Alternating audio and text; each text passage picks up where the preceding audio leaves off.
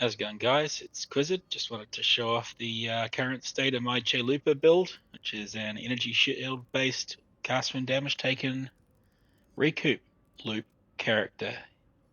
Hopefully that makes some sort of sense. Just been slowly chipping away at it, been playing with some other things as well, so progress is a little bit on the slow side. We're at the 52% cooldown reduction breakpoint now. So 6 triggers a second, which is doubled by the Saboteur Ascendancy. So we're roughly 12 of each of our spells every second. We're using a Blade Blast of Dagger Detonation for our primary damage. Where is it? There. Just linked to Control Destruction, Arcane Surge, Elemental Focus, Fire Pen, yada yada. Might be some better options. I'm not 100% sure. I haven't really focused too much on the damage just yet. I've just been trying to get the everything else kind of reliable, feeling good. We're using Glacial Cascade as our other spell. Honestly, it's a bit screen cancer. Probably wouldn't recommend it, but it does shove away the mobs, which has its own upsides.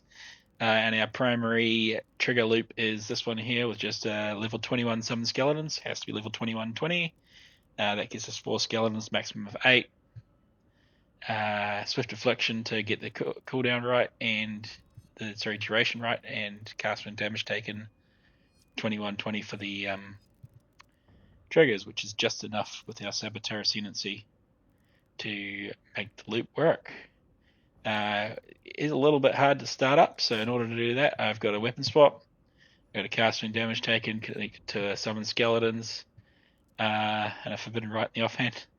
So the idea there is basically we fire off our Forbidden Rite, it starts the skeleton loop. We've got enough life pool that we can survive that initial skeleton loop. And then once that skeleton loop's got the recharge primed up, we can swap over to our primary skeleton loop, and that recoup that we've already got from the other one is just enough to keep us alive to start up the secondary loop.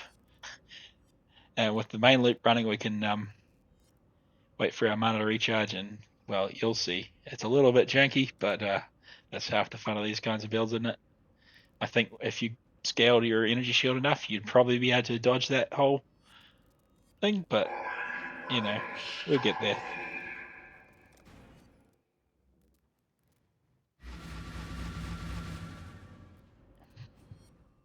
One of my captors refused redemption. So, start the loop. We're going to swap weapons. Fire it up. We're going to wait for our energy shield to recoup. That's really important. Forget that, you die. Once we're all fully charged, our loop's firing at full speed, we can switch it over. Start our primary loop. Now it's really important we wait for our mana to recharge up. We've only got Chaos taken on energy shield if we're above half mana, so very important that we wait for our mana. And then we start rolling through.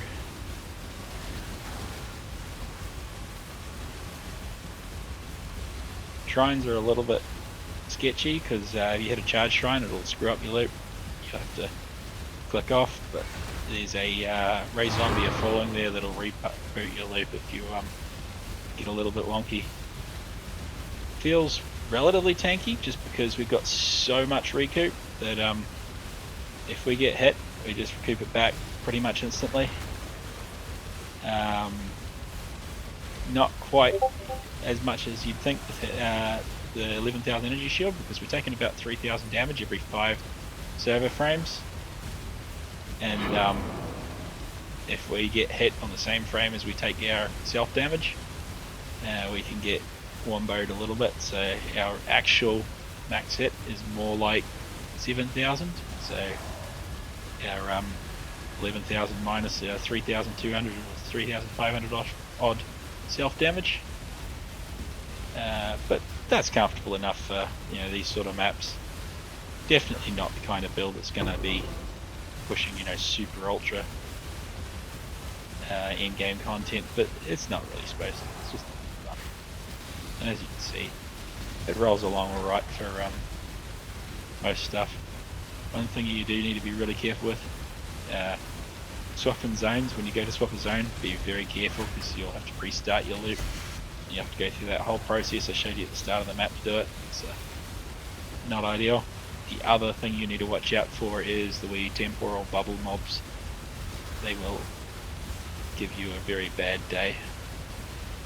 Here we go. So here's our area here.